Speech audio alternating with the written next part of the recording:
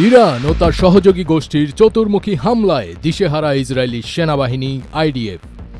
গতকাল Israeli chemical ফ্যাক্টরিতে ভয়াবহ হামলা চালিয়েছে ইরানের বিপ্লবী গার্ড বাহিনী আইআরজিসি। এতে করে পুরো এলাকায় রাসায়নিক ছড়িয়ে পড়ার আশঙ্কা করা হচ্ছে। এ ঘটনায় অত্র এলাকার বাসিন্দাদের নিরাপদে থাকার নির্দেশনা দেওয়া হয়েছে কর্তৃপক্ষের তরফ থেকে। এই ঘটনায় এখনও পর্যন্ত কোনো হতাহতের খবর না জানালেও ইসরায়েল জানিয়েছে যে কারখানাটিতে আগুন লেগে যায় এবং বিপজ্জনক রাসায়নিক পদার্থ ছড়িয়ে পড়ার আশঙ্কা দেখা দেওয়ায় আশপাশ থেকে লোকজনকে সরিয়ে নেওয়া হয়েছে, এমনটি জানিয়েছে টাইমস অব ইসরায়েল।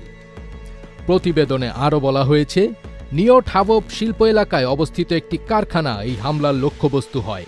এলাকাটি বীরসেবা শহর থেকে প্রায় ৯ কিলোমিটার দক্ষিণে অবস্থিত। এছাড়া রোববার রাতভর দফায় দফায় ইসরায়েলের বিভিন্ন অঞ্চল লক্ষ্য করে ব্যালিস্টিক ক্ষেপণাস্ত্র ও ড্রোন হামলা চালিয়েছে ইরানি বিপ্লবী গার্ড বাহিনী আইআরজিসি। এর আগে নতুন ধাপের অভিযান শুরু করেছে ইরানের বিপ্লবী গার্ড বাহিনী আইআরজিসি। গোষ্ঠীটির সঙ্গে এ হামলায় যোগ দিয়েছে লেবাননের প্রতিরোধ যোদ্ধা হিজবুল্লাহ। দুপক্ষের যৌথ হামলায় ইসরায়েলের শতাধিক শহরে সাইরেন বাজতে শোনা গেছে। এই সময় ওইসব শহরের বাসিন্দারা ঘরবাড়ি ছেড়ে দিকবিদিক ছুটতে থাকেন এবং নিরাপদ আশ্রয় খুঁজতে থাকেন। কেউ কেউ বাংকারে লুকিয়ে পড়ে। গত ২৪ ঘণ্টায় ইসরায়েলে অন্তত ৫ দফা ব্যালিস্টিক ক্ষেপণাস্ত্র হামলা চালিয়েছে ইরানের সামরিক বাহিনী। রোববার দুপুরের পর থেকে হামলার তীব্রতা বাড়িয়েছে ইরান।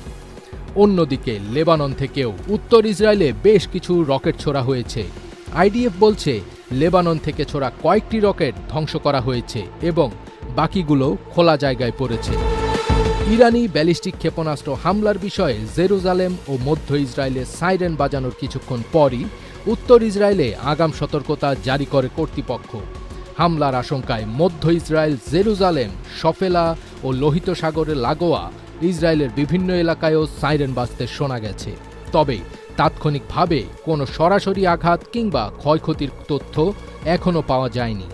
এছাড়া ইরানের ক্ষেপণাস্ত্র হামলায় ইসরায়েলের দক্ষিণাঞ্চলীয় শহর বীরশেবায় ১১ জন আহত হওয়ার খবর পাওয়া গেছে। গেল শুক্রবার সৌদির প্রিন্স সুলতান বিমান ঘাঁটিতে হামলা চালায় ইরান। এ সময় বিমান ঘাঁটিতে টার্গেট করা হয়। ওই হামলায় যুক্তরাষ্ট্রের ১২ সেনাও আহত হয়েছেন। এছাড়া একই হামলায় কয়েকটি রিফুয়েলিং বিমানও ধ্বংস হয়। মোটামুটি বলা চলে, ইরান এবং তার সহযোগী সংগঠনগুলোর মুহুর্মুহু